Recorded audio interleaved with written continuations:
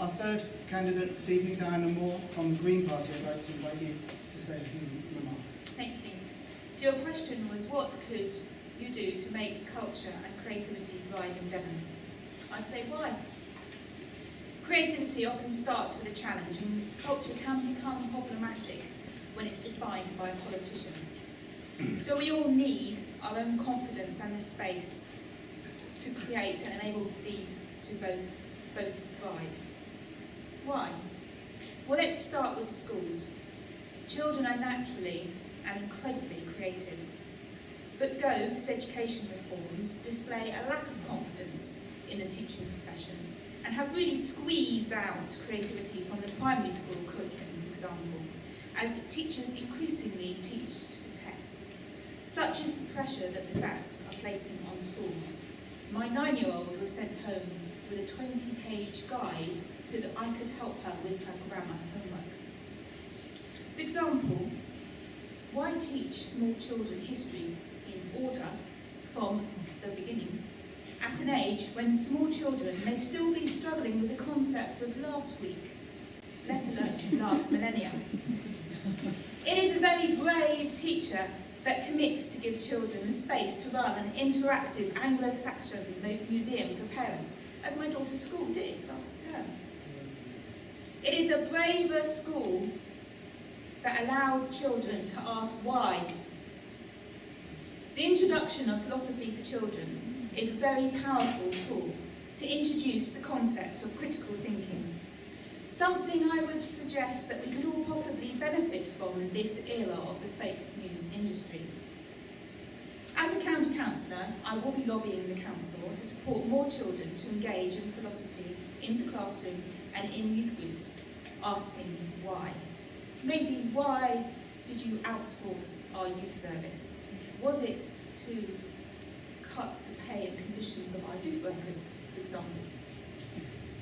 Why do there are schools? There are real opportunities for culture and creativity to thrive in our communities. It starts with our people. It is great that Exeter is growing in diversity.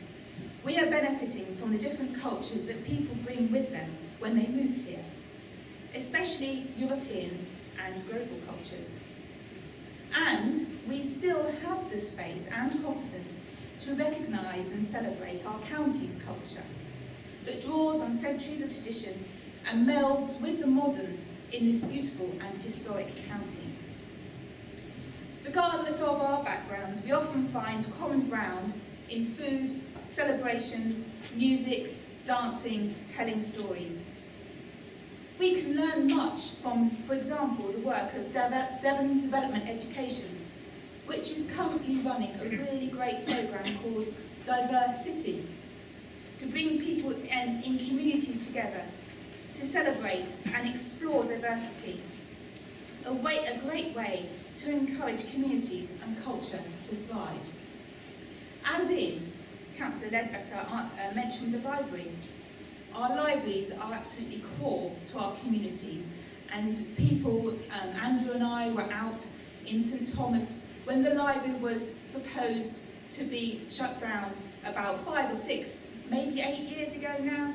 We are passionate, people are passionate about their libraries, and again, the council may say we haven't closed any. They have relied on the goodwill and dedication of staff members and library users to protect library services, as the contracts to run library services are slashed and the terms and conditions of library employees are to the detriment. Secondly, we need places. Increasingly, public space is becoming privatised, which is why the farmers' market was turfed out of Bedford Square. Planning policy should protect public spaces. And urbanised, as we can all see from the great flood defence wall just outside of here that is being built along the Exe. Rather than letters to the Echo expressing great distress at the tagging of this edifice, we should be commissioning artists to create public art to respond to the threat that is posed by climate change here in the county. We can go further, allowing underused resources, underused spaces to be used as meanwhile spaces, just as you're going to do here in the summer, which is brilliant. And there's other spaces too, like workshops, pop-up spaces, shops. Why not? Thirdly, we need pounds. Creativity and culture isn't a luxury, and it's not about throwing a few grants here and there. It's fundamental to our identity, our mental health and our relationships. Being on benefits creates a poverty trap, and there are increasing numbers of working people who are falling into poverty. And in Devon particularly, there are a high proportion of part-time workers, and the median income is very low, particularly outside of Exeter.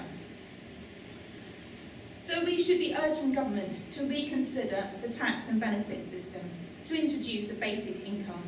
A basic income will prevent people falling into absolute poverty, but more than that, it can act as a springboard, rewarding people for work done outside the formal economy, such as the work done by women, and allowing people to pursue creative interests, whether they're setting up a new business, and especially supporting artists who often struggle to juggle their need to earn, to eat, with the need to create. And finally, why? Why waste a good crisis? After all, creativity often starts with a challenge. Rather than being treated like traitors for not being willing to be told what to think, I am sure that we will be very creative when we come up with a positive vision for our future that doesn't reduce our culture to Little England because of the Titanic disaster that is Brexit. Thank you very much.